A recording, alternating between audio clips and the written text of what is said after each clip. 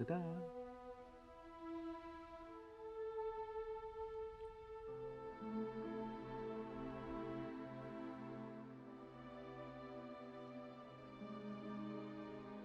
Hey there, friends, fans, and collectors. Welcome to another episode of Binary Sunset Review.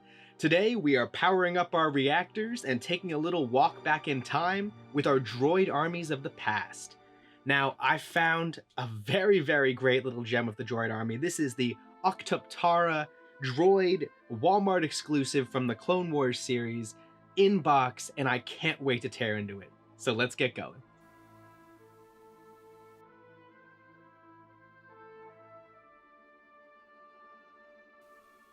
Before I begin, I wanted to remind everyone to hit the subscribe button below.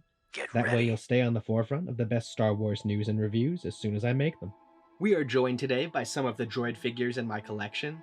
Now, over the years, we had some really, really great expansions into the nemesis of the clone army in the Clone Wars, which was the CIS Droid Force. Particularly back in 2006 and 7 when they were pumping episode 3 and really launching a bunch of promo items and promo lines, this Revenge of the Sith line in specific, we got some really amazing droid designs in 375 scale. Now those designs haven't really been replicated since that time, and it's great to go back in time to kind of take a walk through some of these old Hasbro relics to really, really fill out your droid force. As collectors, we were treated to a repack of VC-78, which was the battle droid from the Phantom Menace when they debuted. But other than that, we really haven't seen much of any in the last decade, really, repacks of battle droids on the Vintage Collection. Now, we all know there is a super battle droid out there that is, I don't know the VC number, comment below if you remember it, but we're all crossing our fingers and hoping for a repack of that Vintage Collection super battle droid. But until then, we are pleasantly happy and surprised by the glossy repaint of the Phantom Menace BD-1. We've seen an expansion into different Black Series battle droids in the last couple of years, with some repaints of the Heavy battle droid from Battlefront 2, as well as the Geonosian battle droid. We really haven't seen much of a reprint or expansion to the 375 line, and I'm eagerly awaiting for that to happen. The Clone Wars animated series saw a different kind of stylized figures for 375. Honestly, it wasn't a favorite of mine. They looked too cartoonish, not realistic enough. But we did get, in those years, an expansion into some really, really amazing 375 vehicles, not only for the clones, but for the droids. Now, this is a Walmart exclusive from 2009, so this figure is, this set is 12 years old to the day, and still to find one in box looking great is an amazingly exciting find, and I can't wait to tear into this. Now, these figures, these Walmart Clone Series figures, they had a pretty fun gimmick with the boxing. We'll do some close-ups and take a look at it, but the boxing was designed to fold out and double as a diorama display. This is an amazing touch that Hasbro used to do much more regularly, where you didn't used to just get the figures in a bunch of ads, but you used to get a number of different playthrough factors for those figures, or even for the boxing. This vehicle set was a Walmart exclusive. I believe it was $35 on shelf back in 2009. It goes around in the secondary market for anywhere from, $50 to $100 now, but they are able to be found out there, and people often sell them by the piece. Now, the Techno Union were integral members of the CIS force, and their donation were walking droid tanks as well as other technological kind of masteries of the time. Now, these walking tanks they came in a couple different sizes, and the larger ones were actually called a tri-droid walking tank. The smaller versions were actually called the Octuptarra Droid, and this was a misprint back in the days of Hasbro, because we also got an actual tri-droid that was the size of a 375 figure and scaled to a 375 clone. Now, these droids are known throughout Hasbro as being mislabeled, and it's fun, and I would be remiss if I didn't mention it here, that this actually, in canonical Star Wars knowledge, is the Tri-Droid. The larger model is called the Tri-Droid, but we have a misprint from Hasbro that was never fixed, and the larger one here is called the Octuptarra. I'm going to be taking a look for the Tri-Droid. I'm always looking to expand my droid bits, but as soon as I find one of those, I'll be able to put them side by side, and you can really see how they're very, very similar, except from the size. Hasbro's line of Clone Wars figures, whereas they were a little bit more stylized, the droids and the vehicles that were produced really still hold up to this day and are quite amazing bits of Hasbro creation that I wish we could see reprints of today. Here we have the front of the box for the Octuptarra Droid. And as you can see in the front, they advertise pretty nicely that the packaging converts to a diorama. Pretty nice to see. I hope we can see that again someday for Hasbro. Now up at the top, we have the Star Wars logo with the Clone Wars kind of special piping around it that we saw during this time. Now this figure was back in 2009, so it's been a little bit of time since we've seen this packaging. And it's nice to see our stylized animated clone troopers here up at the top. Moving on down, we have... So just first off, hats off to say that nowhere on this front am I seeing the Hasbro logo 77 times. We don't need to see that. I'd rather see more of this awesome, amazing stuff and playability. So we have an image of the Battle of Christophsis in the background here, and the packaging is kind of set where the droid is popping out here. He's kind of in a different level of the packaging. I think that has to do with the diorama in the back. But it's nice to see. It creates this kind of like 3D feel of him popping right out of the box. We see him moving around on all fours there, and just a great image. We'll keep going into that. Here we have a close-up of the opening top hatch. You can fit a battle droid inside. Next up on the features, we have the firing missiles. And last but not least, the spider legs that articulate with the clamps. We also take a look at some of the other vehicles from this line. Now, as I mentioned, we had some great expansion into vehicles that were seen not only in the animated series, but also in the live-action films. So we have General Grievous's Starfighter there at the bottom. The clone turbo tank. Man, that thing is giant and cool. I would love to get my hands on that. Let me know if you have any of these like old late 2000 or like mid 2000s Star Wars Clone Wars figures or vehicles, because they are fabulously beautiful. And then last but not least, we have Vader's X1 up there at the top. So one of the old trilogy vehicles really popping its head. As you know, I love flavor text, and Hasbro used to have flavor text with every single item it sent out there. And this one reads, "The advanced combat droid stalks into battle on spider-like legs, blasting its multiple laser cannons at Republic forces. The Techno Union has created scalable sizes. Smaller sizes excel in agility, while a much larger size is used as combat artillery. Octuptarra droids take part in battles on Christophsis, Megiddo, and Coruscant, among others, and guard General Grievous at his secret headquarters." Like, that's amazing. Amazing bit of flavor text. Tells us almost too much about this really cool droid. Just doing a little bit more of an exploration of the boxing here. We have the same image that was on the front, on the side.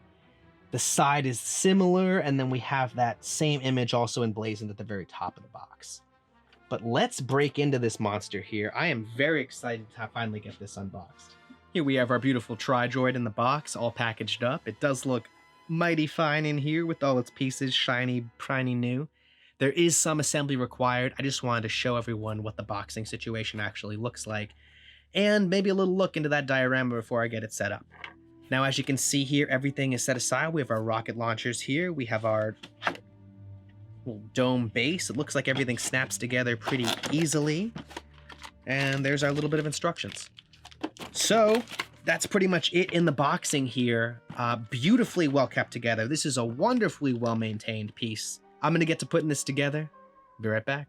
First impressions at Zomem. So here is our Octuptarra Droid, or our Tri-Droid, fully assembled and standing next to the droid army. First impressions out of the box for me have to be, holy walking spider, Batman. This thing is huge. So this really, I have to practically get my camera completely back there just to get the whole thing in frame. Here we have an example of some of the other walking droids in the CIS army. So we have a crab droid down here and a BD-1. And they are in scale to this Octuptarra Tri-Droid, and here it stands completely towering over them. This thing is massive. It is incredibly cool. The legs really are very poseable, stiff. I'm going to go deeper into them, but I am impressed that after 12 years sitting in a box, these joints are just as beautiful and just as stiff as they would have been the day of launch. Now, this droid is known for its entry into the Battle of Christophsis. It's been seen in the Genndy Tartakovsky Clone Wars series invading Coruscant, and it's just a really, really great addition to finally have to a 375 droid force because it really is eye-catching. So, I mean, first impressions out of the box have to be the size, have to be how great it looks scaled next to the other droid forces, and how exciting it is to have this eye-catching piece finally added to my collection. Here we have another shot just demonstrating the scale of this vehicle. Now this really does tower above the rest of our droids.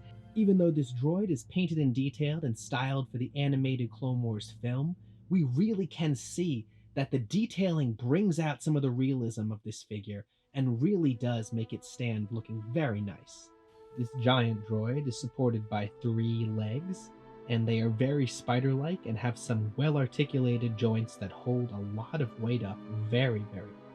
We have some more detailing on the joints here. This is all of the joints that support the weight of the entire vehicle right here. This is very impressive with the size of the vehicle and how well it stands and how tall it stands. Here we have the cannons, which again articulate pretty well to the side and up and down. And where's our little firing button? I know it's around here somewhere. There it is. So we fire the missile as such. Here we've got a great close-up of the cockpit here. As you can see, it fits, one trooper or droid easily, but really not that much detail inside. There's some molding, but no stickering, and it really is enough space to fit one solid figure. All right, so we're going to talk some articulation points for our big walker here. Now, these, as I was mentioning before, it's all supported by these 3 spider legs. They each individually have 1, 2, 3, 4 different joints in them. The feet actually come off, and they also have their own little clamps. They got the clamps here. But each leg has 4 separate joints in it, and they actually are very, very, very stiff. They came out of the box stiff, and I'm impressed that after 12, 13 years they've stayed this stiff. But they not only can make him stand like a 1.5 feet tall, but they also completely collapse, just like you can see here, and move from side to side so you can make, one arm sticking a little bit higher or climbing a stairwell or do whatever you want to do. But I think it's really, really neat how not only can it stand at full tri-droid height, but we also can make him a little crab crawler for when he needs to, go under a bridge or something. Nice articulation. And as I was saying, the joints really, really do hold up. So they are firm and they will stay in a kind of like off-ish position so you can have them kind of careening down a hill like that. Really, really neat. As seen on screen, this droid does have a rotating head, so it can fire all 3 of its little missiles, at 3 different targets or at the same one 3 times. Pretty neat that this is shown in the Hasbro model, and each of the turrets has its own little different level for firing. So it can fire, right down at its feet, or it can fire way, way, way off far like artillery. Now these legs are very, very, very sturdy. I'm pretty impressed by this, and he really can get into some nice poses, especially with his clamps up and down. Now here we have an example of the diorama that the box unfolds out into. And as you can see, the walker droid can barely fit even in the side of this diorama, but it's a great example of how Hasbro used to package their vehicles and their figures and their battle packs in ways where collectors and fans could pose them, could display them in really impressive poses. Now, this is a diorama straight from the Clone Wars movie, and this is the Battle of Christophsis with the super battle droids and the tanks going down that bridge. It's a really awesome, memorable moment, exactly where this droid is from, and it's really great to see, just to have as a background for all my other clones. Pros and cons for this droid have to start off with being just the size and the scale. Now, we barely see vehicles at all with Star Wars unless it's something really special, and these used to be really, really commonplace. Now, Hasbro seems to be changing this up a little bit, especially with the vintage collection, and it's great to see. I hope they continue to do this, but I really do miss the days when you could have just a choice of a whole bunch of different vehicles throughout the year because they pumped out so much. A con always has to be availability to me. Now, this was a Walmart exclusive back in the day, and luckily when this was printed, this was back in the day when shelving wasn't a problem at all. So there were a bunch of these on the shelves, and I hope we can see that replicated in the future and now. Pros, I just got more pros. I mean, it's so great to see expansions into the droid army, especially as we're getting more clones. I don't know if we'll ever see this guy again reprinted. I doubt we'll ever see him in 6-inch scale, but it's really great to expand my droid army and for everyone who loves the Clone Wars. Hit the subscribe button below to stay on the forefront of the best Star Wars news and reviews as soon as I make them. Thanks for joining us as we took another walk through history with this relic of the Clone Wars and another great addition to our CIS droid force. As always, I've been Mike. Your likes and views are greatly appreciated. I hope you're taking some time out there for yourself. Have a great day, stay safe, stay sane, and remember, the Force will be with you, always. I'm just a simple man trying to make my way in the universe.